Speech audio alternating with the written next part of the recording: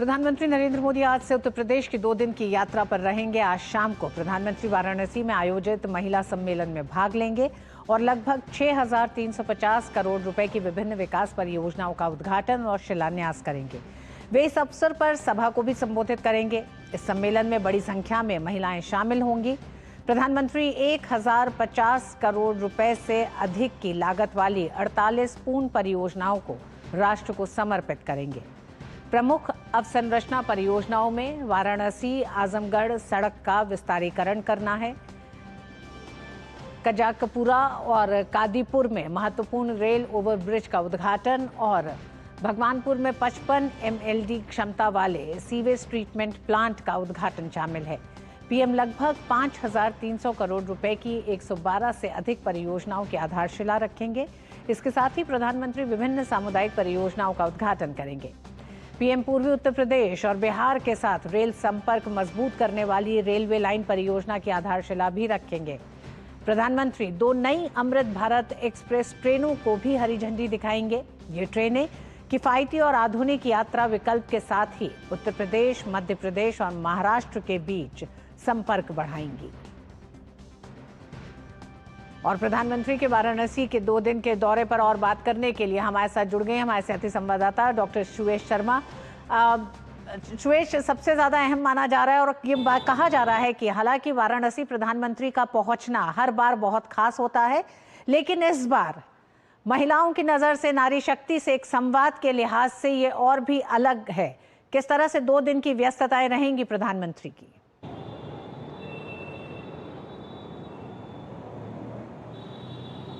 जी तो इस बार का दौरा प्रधानमंत्री नरेंद्र मोदी का बेहद खास माना जा रहा है, क्योंकि इस दौरे में आज आते ही सबसे पहले 5 बजे महिलाओं को न सिर्फ संबोधित करेंगे बल्कि उसके साथ साथ, जैसा कि आपने बताया, लगभग 7 करोड़ से अधिक परियोजनाओं को भी सौगात के रूप में देंगे। और देखिए, इस बार की जो प्रधानमंत्री नरेंद्र मोदी का जो दौरा है वो न केवल अर्थव्यवस्था के नाते उत्तर प्रदेश के लिए बेहतर गति प्रदान करने वाला होगा, बल्कि अगर महिलाओं के बारे में बात करें तो महिलाएं बेहद उत्साहित है। इस बार के दौरे को लेकर के बेहद उत्साह दिखाई दे रहा है, इंतजार कर रही हैं कि कब प्रधानमंत्री नरेंद्र मोदी आएंगे और वो उनसे अपनी बात कहेंगी, अपना अनुभव कह सकेंगी, क्योंकि हम हमेशा जानते हैं कि प्रधानमंत्री नरेंद्र मोदी सदैव विमेन लेड डेवलपमेंट की बात करते हैं और साथ ही वो हमेशा ये भी कहते हैं कि जिस तरीके से महिलाएं हमारे देश की 50% आबादी है, वो प्रत्येक क्षेत्र में अपना योगदान दे रही हैं, तो क्यों ना अर्थव्यवस्था को बेहतर बनाने में भी अपना योगदान प्रदान करें, विकसित भारत बनाने में अपना योगदान प्रदान करें। और इस बार का ये जो दौरा है वो विशेष रूप से इसी पर आधारित है। देखिए, 7,000 करोड़ से अधिक की परियोजनाओं का वो इस बार सौगात के रूप में बनारस को ही न सिर्फ राष्ट्र को समर्पित करेंगे, और उसके साथ ही देखिए, इस बार जब प्रधानमंत्री नरेंद्र मोदी आएंगे तो स्वास्थ्य के तौर पर, सड़क परियोजनाओं को लेकर के, पर्यटन के तौर पर, रेलवे के तौर पर अधिकांश ये योजनाएं जो हैं इनसे बेहतर जीवन तो लोगों को मिलेगा ही मिलेगा। साथ ही पेयजल और जो कनेक्टिविटी की जो सुविधाएं न सिर्फ बनारस के लोगों को बल्कि आसपास के क्षेत्र के लोगों को जो मिलेगी वो भी बेहद ही अतुलनीय साबित होने वाली हैं। और आज शाम को 5 बजे जब प्रधानमंत्री नरेंद्र मोदी महिलाओं को संबोधित करेंगे तो यकीनन महिलाएं भी अपने बारे में जो सोचती हैं, जो उनका कहना है, जब हमने कई महिलाओं से बात की कि यहाँ जो घाट का जीर्णोद्धार किया है और वहाँ पर भी अधिकतर वेंडर ऋतु अगर आप देखेंगी तो वो महिलाएं बैठी हुई हैं, तो उनका कहना है कि उनके जीवन में ये जो परिवर्तन आया है,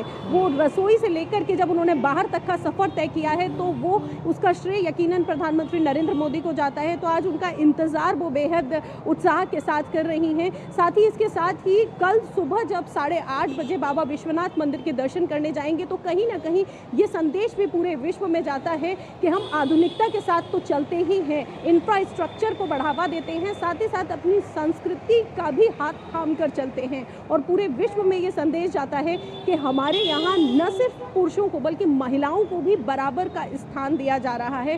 कोशिश की जा रही है, उनके लिए कई महत्वपूर्ण योजनाएं धरातल पर प्रधानमंत्री नरेंद्र मोदी लेकर के आए हैं। और आज विशेष तौर पर जब वो महिलाओं से बात करेंगे, संवाद करेंगे, तो यकीनन कोई ना कोई बात फिर से महिलाओं को ऐसी लगेगी जिससे उनका स्वाभिमान और उनके आने वाले जीवन में बेहद बदलाव आएगा। सुवेश, आज के महिला सम्मेलन और महिलाओं के साथ, नारी शक्ति के साथ प्रधानमंत्री के संवाद की चर्चा बहुत हो रही है। अगर इसकी थोड़ी सी पृष्ठभूमि में हम जाएं, महिलाओं को लेकर और महिलाओं की भागीदारी को लेकर अगर हम बात करें तो हम जानते हैं 33% आरक्षण बिल किस तरह से संसद में उसके जब क्रियान्वयन की बात आई तो विपक्ष का जो पूरा रवैया था उसने उसमें रुकावट दी।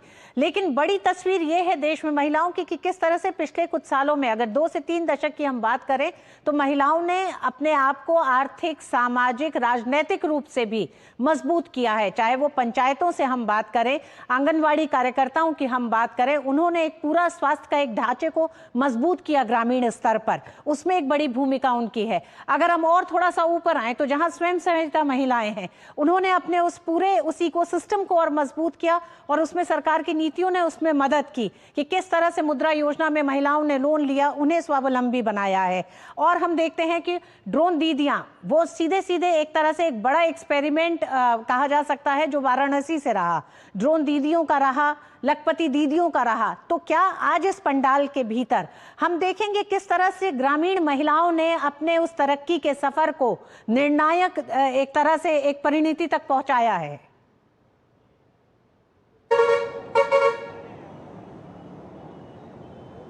जी ऋतु, जैसा कि मैंने आपसे कहा कि यहाँ महिलाओं में उत्साह इसी वजह से है क्योंकि प्रधानमंत्री नरेंद्र मोदी की नीति महिलाओं के लिए, बालिकाओं के लिए सिर्फ कागज पर नहीं रही है, धरातल पर उतारी गई है। और अगर हम बात करें बचपन से लेकर के, जब से महिला का जन्म नहीं होता है तब से लेकर के हम बात करें, चाहे वो बेटी बचाओ बेटी पढ़ाओ योजना हो या जिस तरीके से आपने कहा खुद को स्वावलंबी बनाने की योजनाएं, लखपति दीदी, आज तमाम वो सभी महिलाएं होंगी उस पंडाल में जो जिनका जीवन परिवर्तित हुआ है, जिनके जीवन में बेहद बड़ा बदलाव आया है प्रधानमंत्री नरेंद्र मोदी की इन्हीं नीतियों से।